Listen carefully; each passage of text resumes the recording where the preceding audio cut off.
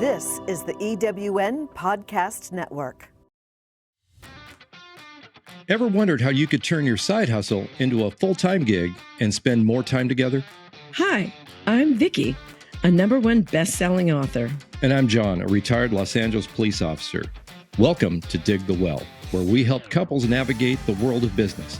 We've been married for 35 years, and because we built a successful side business, John retired 9 years earlier than he originally planned from the Los Angeles Police Department after 25 years on the job.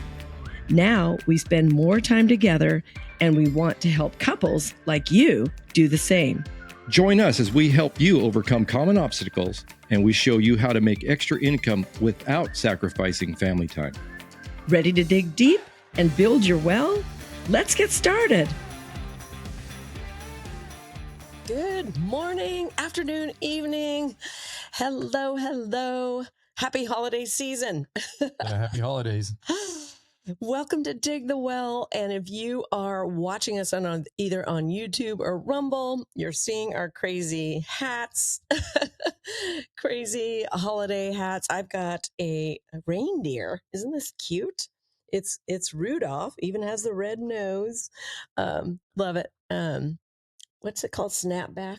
I'm so bad with that. Yeah, the trucker hat. And John, for those of you that can't see us, is wearing. Yeah, if you're just listening, I'm wearing a Steelers Christmas. Yeah, look at that. What do they call these things? I know. What do you? It's a typical Santa hat, right? Santa hat. That's it. Kind of looks like a dunce cap. It's kind of flopped over with the ball hanging over. Jeez. There you go. We're talking about the hat. Yeah. So, anyways, yeah, because in the Steelers, because that's my favorite team, and I know there's probably a lot of Steeler haters out there, and that's okay. I don't hate anybody's team. Well, maybe a few. But the Steelers are doing Steelers making a run for the playoffs, and they usually do. So keep fingers crossed. Yeah. In first place in their division. Let's hope they can do it without having to take a wild card spot. But Baltimore has always looked strong. But yeah. And a little reason why I'm a Steeler fan, just so you all know, I'm not from Pittsburgh. My dad was born in Pittsburgh. However, he wasn't raised in Pittsburgh, but he was actually born there. And I remember from when I was little, my first memories of probably watching TV and certainly watching football was with my dad on Sunday, and we'd catch a Steeler game if it was on. And I've always been a Steeler fan because of that. Yeah. And then because of that, I'm a Steelers fan. Right. That's all I care about when I'm watching football. But it is kind of cool because no matter where you go, the Steelers are almost always the home team. Even in some really, really like highly contested places, you see a ton of black and gold. You see a ton of terrible towels and a lot of Steeler fans. Yeah. If you ever get a chance to go to Pittsburgh to catch a Steeler game, Pittsburgh is an awesome city. We love it. And they're a real sports city, and where the stadium is for the football, everything's there. Baseball, hockey, everything is right there and within walking distance of each other. And just everyone, at least every time we've been there, everyone gets along. Everybody's so cool. And it's just really a fun sports town. Anyway. Yeah. Well, you know what? I'm glad you shared about that. Sorry. I just poked John with my nails. And they're sharp. Yeah. I did the pointy ones for all the girls out there. This is like the thing, but I feel like I look like a witch. But anyway. The side of my leg can attest to the fact that those things are pointy. I know. I should have done wicked colors for that being so popular right now. But I'm glad you brought up the stadium and going to Pittsburgh, because I know for a fact, if we were not entrepreneurs, we wouldn't probably have gone yet, because going to Pittsburgh to see a Steeler game was on John's bucket list. And honestly, if you were still working, we probably wouldn't have done it. But because we created the time freedom, the financial freedom, we got to go. When was that? Was that just before COVID? I feel like the first one was. Yeah, it was before COVID, because we went back there during COVID. And unfortunately, it was kind of a ghost town. Yeah. So, yeah, we went in 19 and there were people. Then we must have gone again in 20 or 21. It was packed the first time we went. Yeah.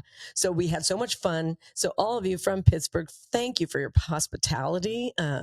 Share this with a Pittsburgh fanatic, because, that's the other team. Weren't the what? Well, that other team. What other team we getting at I thought the Fanatics. Oh, that was from Philadelphia. Who are the Fanatics? Isn't it a hockey team? Anyway, we digress, or I digress, but share it with any Pittsburgh Steeler fans, this podcast, because we're from California. And like John said, no matter where you go, terrible towels are everywhere. I'll tell you, like, I went to a game out here. It was, I think, a Monday night or Thursday night game. I can't remember which. And it was when the Steelers were playing, I believe, the San Diego Chargers, back when the LA Chargers were still in San Diego, which I wish they were still there. Poor San Diego. They really needed their team. And because they were playing in that old stadium, and they would not, that Jack Murphy Stadium, which is older than we are. Anywho, the Steelers were playing the Chargers. The Steelers far outnumbered the San Diego Charger fans. And it was obvious. There was just black and gold everywhere in the stands. And the Chargers had to go to a silent count because they couldn't even hear their own snap count when they were in offense. That's Wow. cool. That is cool. That is cool. So, yeah. And you know what? Our kids are Steelers fans too, all because of you. So what you do, your kids are watching, no matter what you're doing, they're watching and following in your footsteps in a lot of cases. So that's super fun. We love that. We love it. So, but this episode is going to be all about being an entrepreneur during the holiday season. So this is going to air most likely December 5th. And honestly, stay tuned. Stay to the very end of the podcast because we're doing a giveaway. Actually, we're going to do 3 weeks of giveaways. But we wanted to talk today about, what it takes to be an entrepreneur to remain successful in December and how that leads into a successful new year, a new January. And we are also going to talk about supporting fellow entrepreneurs that have businesses that during the holidays, you could be thinking of funneling your shopping dollars instead of the big box stores to them. So we'll chat about that too. So what is your biggest tip, would you say, John, for being an entrepreneur in December? What if you were going to tell an entrepreneur one thing? Just so y'all know, we didn't discuss any of this beforehand. Yeah, it was just kind of a last minute, like, hey, we could do our podcast. Oh my gosh, I forgot. I would think, or at least I would say right offhand, without giving it a whole lot of thought, is it has to go to the whole concept of using excuses not to do things, right? If you don't want to do something, you can always find an excuse not to do it, right? It's like they say, excuses like an a-hole, right? Everybody's got one. Well, it's true here too around the holidays, because I think a lot of people use all the activities of the holidays and all the chaos of the holidays to not actually invest in their business. When what I know we've found that the times when other people aren't investing in their businesses is the time when you definitely want to invest in yours, because that's when you get a greater market share. That's when you get when you actually move ahead of your competition, so to speak. Because let's face it, even though the business that we're in, we don't really have almost like competition, but we do, right? Because there's choices, options. People could buy from another source, right? They could buy another brand, and we don't want that. We want them buying ours. So this is when we double down, right? Yeah. When other people are backing off, that's when we need to get on the gas a little harder. So I think that might be it. Don't let the holidays, don't treat the holidays as an excuse. Treat it as your opportunity to get ahead of your competition. Ooh, I really love that. Yeah, I know. And it's funny, we didn't talk about it because we've been entrepreneurs so long. We don't want to rehearse what we share with you. We really don't. We want you to know it comes from track record experience. So yeah, that was really, really good and really important. And it made me think about a mentor that I had. And actually, she was on a couple weeks ago on a camp. If you haven't watched that episode, look it up. I believe it was episode 9, I think. But Anna challenged us when we were brand new in our current company, Neora. When we were brand new, I remember having that philosophy, because what I didn't tell you, I was also part of Party Light. I don't think I've mentioned it, which is a candle company. And I don't think I've mentioned the name, but I promoted out to what they call regional vice president. That was a business John wasn't doing with me. He totally supported me, but it was really my baby since it was candles and mostly women like candles. But remember, I busted my butt in December when everybody else was relaxing and spending time with family. And honestly, there's plenty of time to do that in December. You know, just turn the corner and it's another family event, right? Yeah. Real quick. Yeah. If your dreams are big enough, you'll find the time. Yeah. Yeah. I'm glad you inserted that. Sorry. Yeah. No, please do. You know me. There's another off topic thing. I love to interject. And then John he really doesn't like it when I interject. And I get that. Yeah. But as a girls, we tend to talk over each other and it isn't polite, actually, girls. I've learned it really isn't, but I love that interjection. So thank you. Please jump right in. But, so the reason, I brought that up about December was in 2 businesses now. It's really just become glaringly apparent that being busy and promoting your business and keeping it going and actually doubling down, like you just said, is the most important thing to do in December, not to let your foot off the gas. And the friend that I was telling you about on a camp, mentor of ours, she said, you know, on one call, we were just kind of powwowing and she said, Vicki and John, I know you're just like me. You're not going to lay down when everyone else is taking a break and thinking, oh, I'll just chill for a while. And then when January rolls around, I'll get my business going again. No, we're doubling down. We're grabbing market share. It was a really cool talk. And we were all in. We're like, absolutely, because we knew it. We knew it to be true. And even back with Prestige, do you remember our Prestige days that we have talked about, which was the motoring accessory store?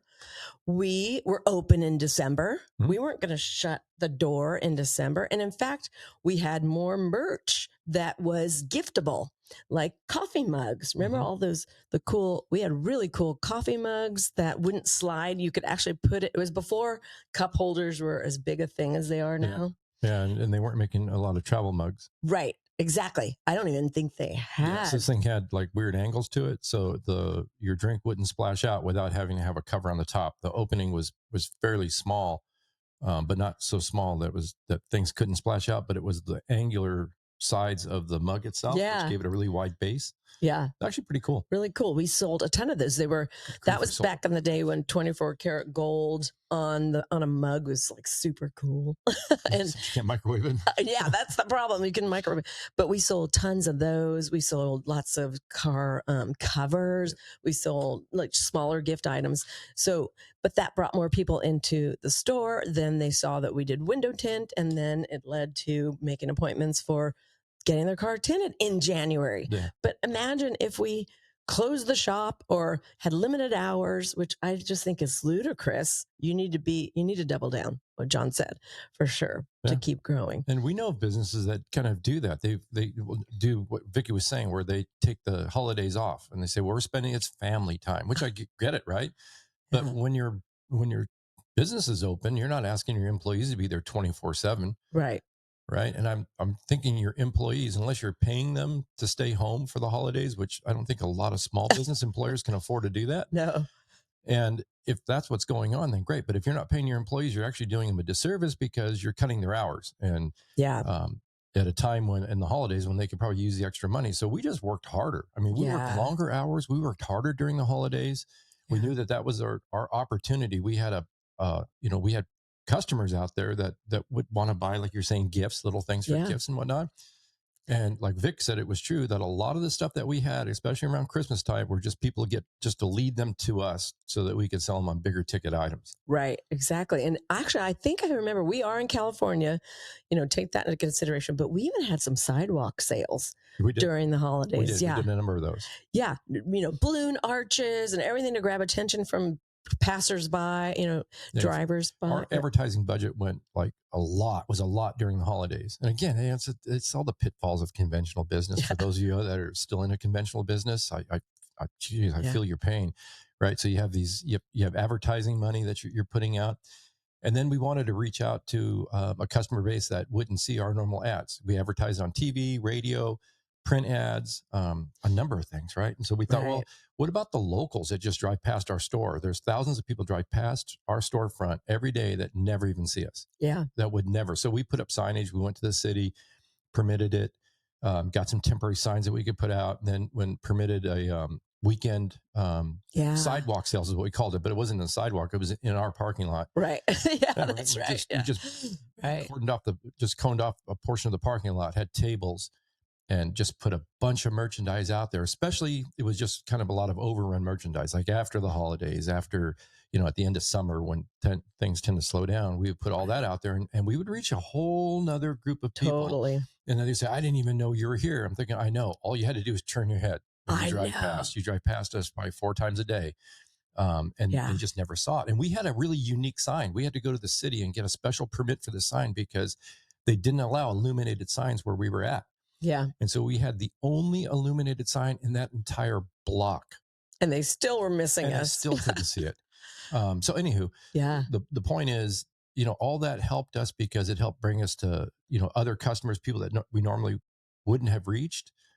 But good grief, it was a lot of work. But we wouldn't have it if we didn't put in that extra work and just Exactly. worked our tails off. Yeah. And that goes to show those of you that are listening and have storefronts, because people still want to touch and feel things at times. Not always, we're enjoying ordering online, but if you have a storefront, check into doing a sidewalk sale. They're not of the past. Even to this day, I drive by and I see a sidewalk sale going on in the parking lot of a store, and I do want to pull in, and it's, like you said, such a great way. Another fishing line in the vast sea of people, of fish out there. It's just another way to reach them. Yeah, that's so true.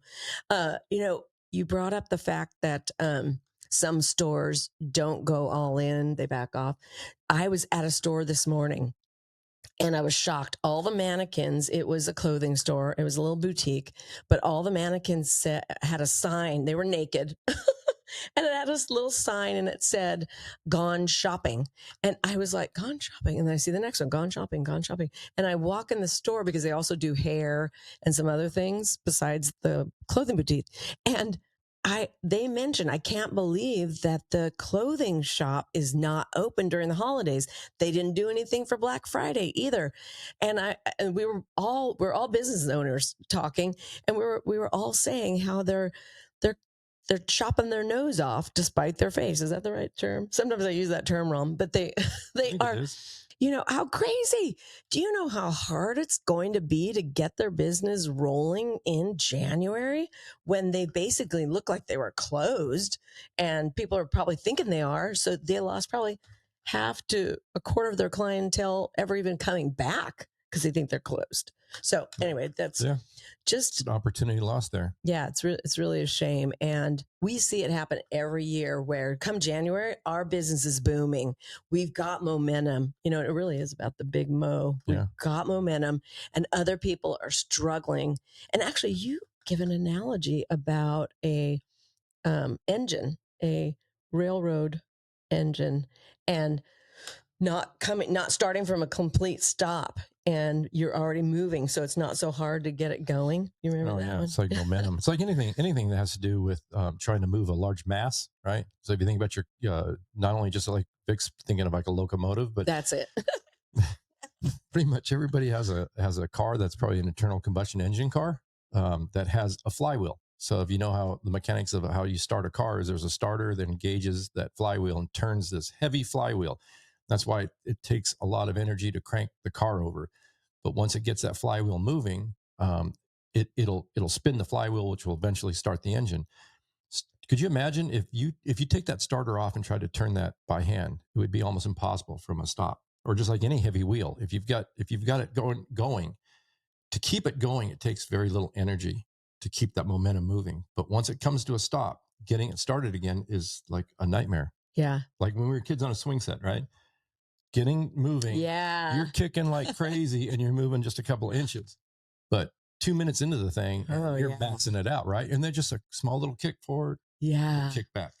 And you've got that thing maxed out, and it just keeps going and going and going. And, the effort that we put in around the holidays, the extra effort, I guess, we put in, pays off. Like Vic was saying, it's not just during the holidays, but our January is usually pretty prosperous because of the work we did in November and December. Yeah. Gearing up for the holidays, but it spills over into January, and that spills over into February. And I guess the question maybe some of you have is, well, why don't you just keep that intensity 12 months out of the year? Because you really can't. I mean, you get burned out, and there's no point if you get burned out, then you're going to quit altogether, and that wheel is going to stop. That swing set is going to come to a complete stop, and then you're going to be in that position having to start it from a dead stop. So don't ever work so hard or for so long that you get burned out to where you quit, because that's worse. That's the worst thing, is quitting. Yeah, that's for sure. So do you do 90-day runs, would you say? Yeah, 90-day runs are awesome. Yeah, exactly. So I'm glad you brought that up. Yeah. So explain the 90-day run concept. That's pretty awesome. Yeah. So it goes along with exactly what John was saying, where you can do almost anything, like a burst of energy for a short period of time. Anybody can. No matter who you are, anybody can. But like you were saying, trying to do that same, it's like being a sprinter. A sprinter can't sprint the whole, for 10 minutes. 13 point. Yeah, 13.1 of the marathon. Yeah, right. Half marathon. Yeah, they can't. But you can do bursts of energy in increments, right? And kind of coast in a sense. It's not exactly coasting, but you have this burst of energy in the first month of your 30-day run. And once, like you said, with the swing set, and honestly, when you were talking about the swing set, I was reliving my childhood and loving it. And I loved to swing, but I also thought of dig the well, of how once you've dug the well and you start pumping the water, it's hard. It's super hard. But once it comes up, and out the spout, prime the pump. And then when you need water again, you barely have to lift it. But if you let it run dry, if you, let your foot off the gas, stop sprinting for too long. Right. So I don't know if I did a great job of explaining the 90-day run, but that's the point, is that you have a new plan every 90 days and you attack and execute that plan. And what also happens is results follow activity by about 90 days. They just always do. So if you put a new marketing plan together, you a lot of times don't see the results from that till 90 days later. And you start reaping those benefits of those customers coming in, more sales. But then you start a new 90-day run after that rejuvenates you, that's exciting. It's something new, even though you're still the same business, but it's infused some enthusiasm into what you're doing. Did I do a good job? Yeah, a decent job. That's very good, because the motivation comes from within, right? You can't rely on somebody else to motivate you. It needs to come from within, and other people can influence you on that, but that motivation has to come from within. And these 90-day runs help you get into that mindset of getting motivated and then running for the 90 days and then seeing those results. And what would you say, how long does it take before, like if you make a push in November, let's say, when do you think you see those results? Yeah. Is it immediately? Do you see those results in November? Yeah. No, you'll get an extra sale here or there and you'll think, oh, that's probably from my 90-day, this new one. But most likely it's not. It's from the previous one. Or it's just luck. I don't believe totally in luck, but there's something to be said about that too. But no, it would be, so November, you start maybe a new whole plan, 90-day run, November, December, January, and it really would be February would be when you start to reap the benefits of, maybe you have a marketing team that is doing lead generation and reaching out to prospects for you, or maybe you're doing it yourself. You first start reaching out, not a lot of new customers are coming in. Some people are ghosting. You might get a few customers, but not a huge amount. You just keep going. The next month, still a few are coming in, not great. You keep going. The third month, it's when that next 90-day run starts, that boom, it's that 3-month period. So yeah. So I guess the tough part would be to keep that faith, to know that if you're in month 3, so you're in January, and you've been doing this thing for 80 days, 75 days, 80 days. Yeah. And you haven't seen a whole lot of results, that to stick with it. Yeah. Stick with it for the full 90 days. And the other thing too is it's nice to be involved with the company. Like with our company in New York, they actually plan out promotions so that we can have our 90-day runs, and it coincides with one of their promotions. So we can Right. run for something that they're giving, Right. whether it's an incentive trip, whatever it is, right? A lot of times it's just straight up cash, right? And who doesn't want cash?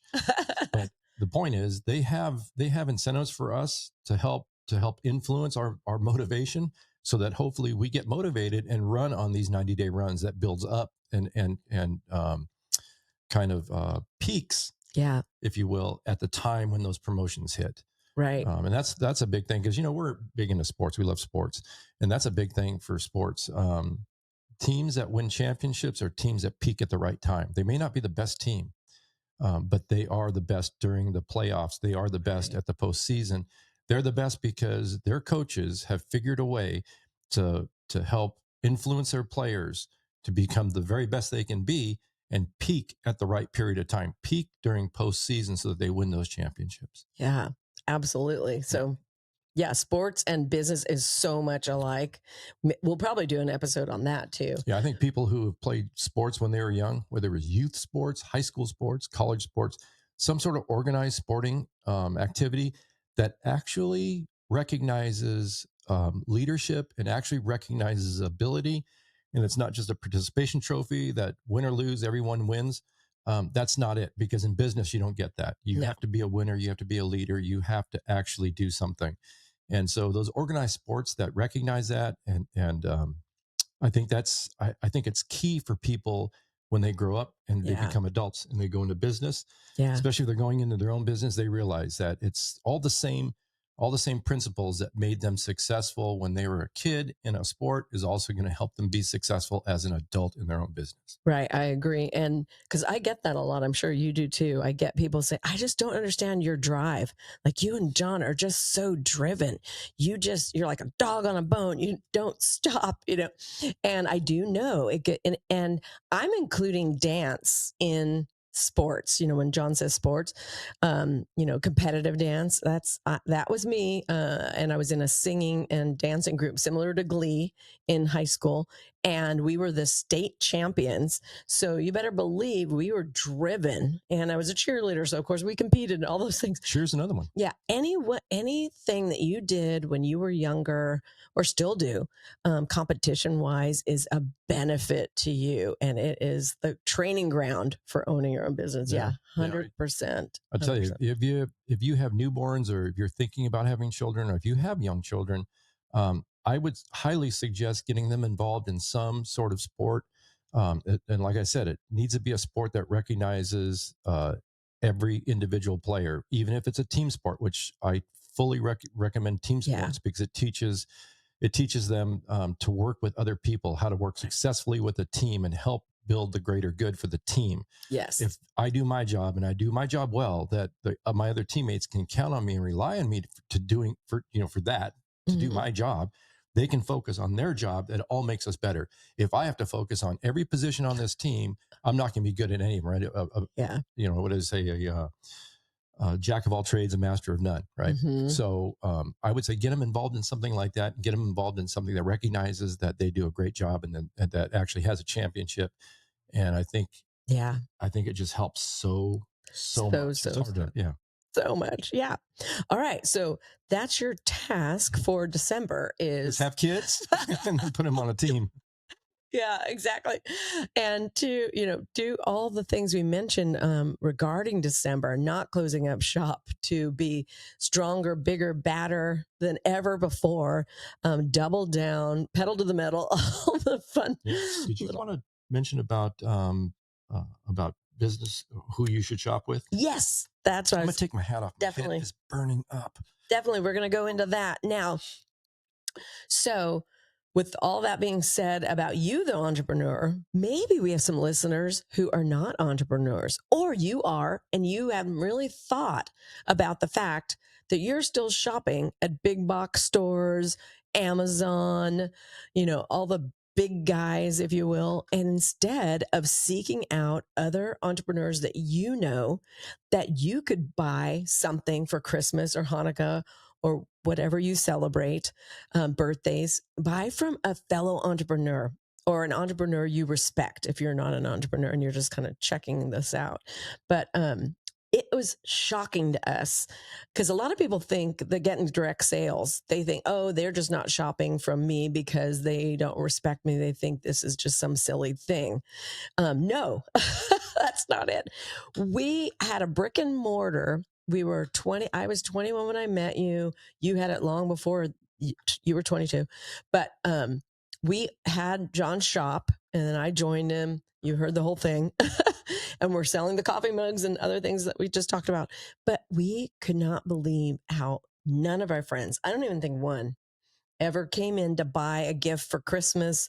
There was plenty of things that were unique and their friends would have loved, but they just didn't even have the mindset. That's what I want to open you up to, or we both do, to think differently, shop small, right? That whole shop small, small business Saturday was just last weekend. Well, honestly, it should be all month long. Every day. Yeah, it should be every day. Amazon does not need your money. I know, I get it. We order from Amazon too. We try to avoid it whenever we can, but there's some things that it's just too darn convenient. Yeah. But there was something I needed the other day, and I thought I could order this from Amazon, or I could just get in the car, drive to a local store, the local hardware store, and just pick it up. Sure, I may pay 80 cents more for it. Yeah. I may pay $1.10 more for it. But the owner of that little liquor store, it was mine liquor. The owner of that little hardware store needs the money. Amazon does not need my dollar. Right. This guy needed the extra. I'm sure that goes a lot longer or more with he and his family than it does with Amazon and Bezos. Yeah. So, definitely. If you can shop local, please try. Just do that, I think, and it makes you feel better too. Yeah. You're supporting a family, because a lot of people have newborns, like we talked about, and they've got a business, and that's all they have. Maybe they don't have any other side business or regular, if you want to call it corporate America type business, and that's all they have. Like what I just do remember that. And back to prestige, my grandmother was out from New York, but she, guess what, was the wife of the delicatessen owner, the ones that I talked about coming from Denmark. She went out of her way to buy things, and my mouth hit the floor because, number one, she was like 90 something. Number two, she was going to have to pack it, and I just thought of my poor grandmother, having to pack and carry things. But how sweet of her to want to support us. And then I thought of all my friends and family who it just never even crossed their mind. And that it kind of was sad. I thought, don't they get it? And I just don't think most people think about it. Right. So yeah, I think so. I think that's it. Let's start thinking differently. Yeah. So, all right, we are going to wrap it up. We hope you learned some fun things today, but we're wrapping it up. Don't sign off yet. We're doing 12, I'm calling it 12 days of Christmas, but I think it's like 15 or more. But I wanted to call it something cute, 12 days of Christmas. So we are giving away a product, or maybe several. I've got this holiday worth celebrating from Neora. And here's one of our newest things, our instant facial. It's for men and women. All of our products are for men and women. This is not a commercial. I'm just thought it'd be fun that you could learn more about our products, win something, try them out. Because you're the winner, it's free. We're going to mail it to you. And each name that we draw is going to get something valued over $200, whether it's some of our clean skincare, clean hair care, clean wellness, or clean weight loss products that actually simplify your routine. And you mentioned the 90-day run coordinating with company things. We have a weight management challenge that just started December 1st. So if you're curious about that, that's with our Neora Fit. It's a fat browning system, and that just launched. So it's 90 days, and it's got some cool freebies just to be a part of that. So how to enter, you might be wondering, okay, great. Well, how are you going to find me? I'm just listening on a podcast.